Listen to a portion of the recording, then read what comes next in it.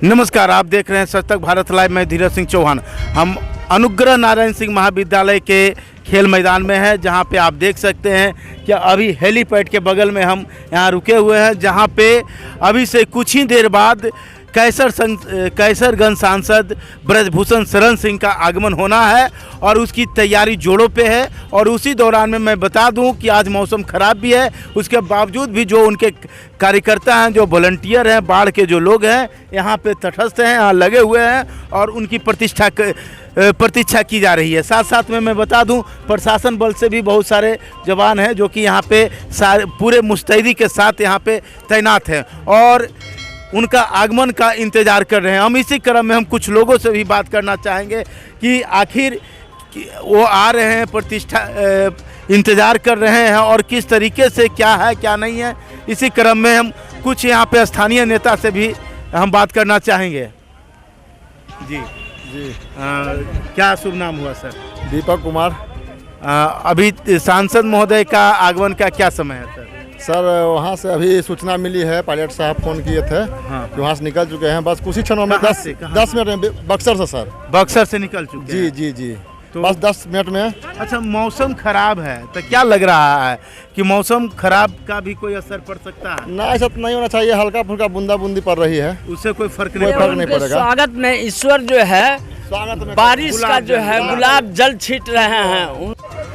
तो कुछ कार्यकर्ताओं का कहना है कि यह जो बारिश की बूंदें नहीं है, यह गुलाब जल है और अतिथि के आगमन से पहले जिस तरह से अगर कोई अतिथि, कोई देव, कोई महापुरुष, जब कोई विशेष व्यक्ति जब आते हैं तो उनके स्वागत के लिए गुलाब जल का छिड़काव किया जाता है, उसी तरीके से जो आप अभी जो बूंदाबांदी देख रहे हैं, जो इन कार्यकर्ताओं का कहना है कि यह कहीं ना कहीं से उनके स्वागत के लिए गुलाब जल का छिड़काव है। इसी क्रम में हम कुछ लोगों से बात करना। क्या नाम हुआ सर आपका, बताइए? ओम शंकर कुमार।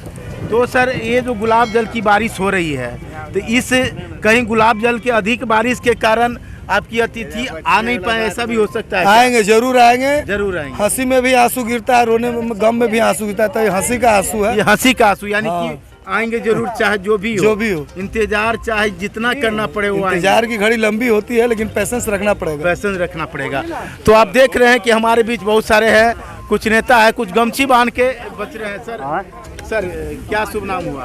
पंकज कुमार सिंह। पंकज जी, ये जो है अभी इंतजार आप लोग कर रहे हैं, तो किन का इंतजार विशेष रूप से? हम लोग हिंदू हृदय सम्राट श्री ब्रजभूषण शरण सिंह जी का इंतजार कर रहे हैं जी, जो कि बाबा उमानाथ की धरती बाढ़ में पधारने वाले हैं। मौसम कितना भी खराब हो जाए, कयामत तक कार्यकर्ता जो हैं, उनके समर्थक जो हैं, इस NS कॉलेज के मैदान में डटे रहेंगे और उनके आने तक डटे रहेंगे। कार्यक्रम क्या है आज की जो कार्यक्रम है, मुख्य रूप से हम जानना चाहेंगे कि कार्यक्रम क्या है? एक मुंबई के नेता हैं, जिन माननीय राज ठाकरे जी, उन्होंने हम उत्तर भारतीयों को अपराधी कहा है। तो मैं आपके माध्यम से उनसे पूछना चाहता हूं कि क्या पूरे उत्तर भारतीय अपराधी हैं, क्रिमिनल हैं? उन्हीं के द्वारा कहे गए बातों का विरोध में माननीय ब्रजभूषण सिंह जी के नेतृत्व में इस सभा के माध्यम से जो आज होने वाली है, फिर हम लोग 5 जून को अयोध्या में भी ऐसा ही विरोध का कार्यक्रम रखे हुए हैं और वहाँ पर लाखों लाख कार्यकर्ता जमा होंगे। तो आप देख रहे हैं कि जिस तरीके से एक समय था जहाँ पे उत्तर भारतीयों को राज ठाकरे के कार्यकर्ताओं के द्वारा, राज ठाकरे के द्वारा प्रताड़ित किया गया था। कई ऐसे उत्तर भारतीय, खास करके बिहार और उत्तर प्रदेश के लोग थे जिन्हें पीटा गया था और कई का तो हत्या भी की गई थी। उसके बावजूद भी आज जब अयोध्या गर्म हुई, अयोध्या में राम मंदिर बनना शुरू हो गई, उसी दौरान में आज उत्तर भारतीय के प्रति जिस तरीके से प्रेम झलकने लगा है, इसी चीज़ को देखते हुए आज ब्रजभूषण शरण सिंह बाढ़ आ रहे हैं और कहीं ना कहीं इसका एक असर होगा। जी सर। राज ठाकरे जो है अपने औकात में रहकर बात करे जी। योगी जी को अगर कोई कुछ बोलेगा हाँ। तो उसका समूल नाश होगा। योगी है। उत्तर प्रदेश पूरे भारत का सबसे बड़ा राज्य गिनाता है और अयोध्या तो बना है, अभी काशी विश्वनाथ बनेगा। उसके बाद जो है हम लोग ताजमहल में हाथ लगाएंगे। यानी कि आपका जो टारगेट है ये तमाम उन जगहों पर है जहाँ पे हिंदू की आस्था और विश्वास जमी हुई है। हमारा भारत सनातनियों का है, हम लोग सनातन धर्म के हैं, कोई मजहब के नहीं हैं। हम लोग सनातन धर्म सब धर्म सम्मान मानते हैं, लेकिन छेड़ेगा तो छोड़ेंगे नहीं। तो आप देख सकते हैं कि यहाँ पे हैं। अब हम हमारे बीच एक कार्यकर्ता हैं, गुलदस्ता लिए हुए हैं। अपना परिचय देंगे सर। स्वप्निल सिंह, मैं इस कार्यक्रम का आयोजक हूँ। आयोजक हैं सर। स्वप्निल जी, हम इस तरफ से आपसे बात करना चाहेंगे। ठीक है, तो आप देखेंगे एक तरफ हम लोग हेलीपैड के सामने ही हैं। तो ये जो कार्यक्रम है जिसमें आज ब्रजभूषण शरण सिंह का आगमन होना है, और इसके लिए आप लोग की तटस्थता भी हम लोग देख रहा है। लेकिन क्या लग रहा है कि इस कार्यक्रम से कितने हद तक के यहाँ के बिहारी जगेंगे, बाढ़वासी जगेंगे, उनके अंदर एक भावना आएगी कि किस तरीके से राज ठाकरे और तमाम लोग प्रताड़ित किया। तो किस तरह का आपका प्रोग्राम है सर? देखिए, ये उत्तर भारत के स्वाभिमान की लड़ाई है। ये कोई पार्टी की लड़ाई नहीं है, ये कोई दल की लड़ाई नहीं है, कोई धर्म की लड़ाई नहीं है, कोई जात की लड़ाई नहीं है। ये लड़ाई जो है एक पूरे के पूरे समाज की लड़ाई है। इसका पूरा का पूरा जो ब्यौरा है वो हमारे सांसद, माननीय सांसद ब्रजभूषण शरण सिंह जी, जो भारतीय कुश्ती संघ के अध्यक्ष हैं, उन्होंने उठाया है। इस दरमियान उन्होंने करीबन 85-100 जनसभाएं की हैं पूरे उत्तर प्रदेश और बिहार में। आज उनकी जनसभाएं बिहार से शुरू हुई हैं। पहला उनका कैमूर था, उसके बाद बक्सर हुए, बक्सर के बाद बाढ़ की धरती पर वो आ रहे हैं। बाढ़ की धरती के बाद वो कल झारखंड की तैयारी में हैं। झारखंड के बाद फिर वो बिहार की धरती पर औरंगाबाद और सिवान में रहेंगे। आज के कार्यक्रम के बाद आपका कौन सा कार्यक्रम? आज के कार्यक्रम के बाद हमारा यहाँ से रांची का प्रस्थान है। रांची में कल वो फिर भारतीय कुश्ती संघ का नेशनल गेम है, उसका उद्घाटन करेंगे। रांची में कल कार्यक्रम करेंगे, फिर बाबा बैद्यनाथ का दर्शन करेंगे देवघर में, उनका आशीर्वाद लेंगे। उसके बाद फिर वो औरंगाबाद की धरती पर बिहार वासियों का आह्वान करने के लिए आएंगे। जो ये उत्तर भारत राज ठाकरे ने जो चोट, जो दर्द 2008 से लेके अब तक दिया है बिहार वासियों को, उसके प्रति हमारे सांसद जी खड़े हुए हैं। एक कार्यक्रम थी राज ठाकरे का अयोध्या में आगमन, लेकिन ब्रजभूषण शरण सिंह के दहाड़ते ही उनका कार्यक्रम रद्द कर दिया गया। उसके बावजूद भी इस तरह का कार्यक्रम का क्या मतलब? देखिए, जब शेर दहाड़ता है तो मेमने घर में घुस ही जाता है जी। तो वो शेर जब दहाड़ा, तो माननीय सांसद जी ने कई अपने प्रेस में बोला भी है कि वो चूहा है। राज ठाकरे कभी बम्बई से बाहर नहीं निकला, मुंबई से कभी वो बाहर नहीं निकला, और जब उत्तर प्रदेश निकलने की बारी आई तो उन्हें एक शेर से टकराव हो गया, मिल गया यूपी बिहार वाले शेर, तो जिसे वो भैया कह के चिढ़ाते थे, भैया भैया भैया, आज वही भैया उनके सर पे चढ़ के नाच कर रहे हैं थैया थैया थैया। तो क्या लग रहा है कि ये चीज़ें जो है, ये जो कार्यक्रम है राज ठाकरे साहब ने कैंसिल तो कर दिया कोई बहाना से, लेकिन उन्होंने उत्तर भारतीयों से माफ़ी नहीं मांगी।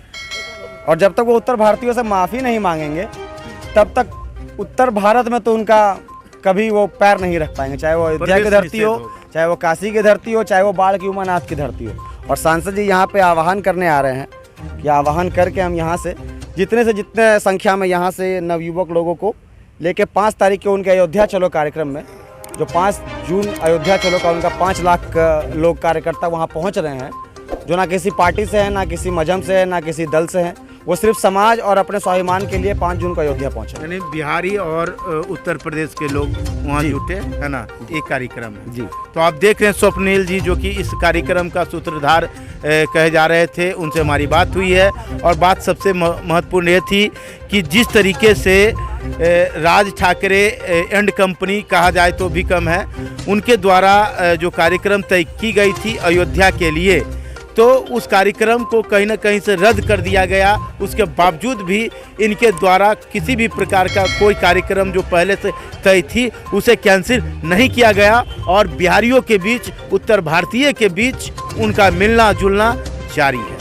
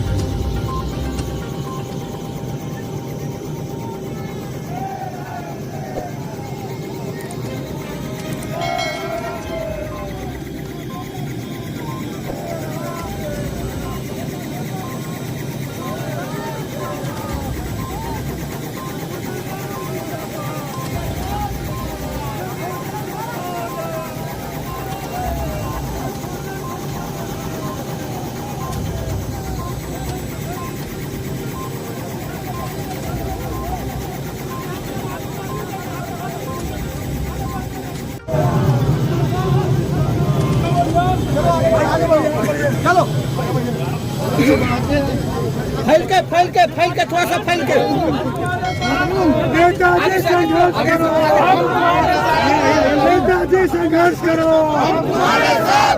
नेताजी संघर्ष करो,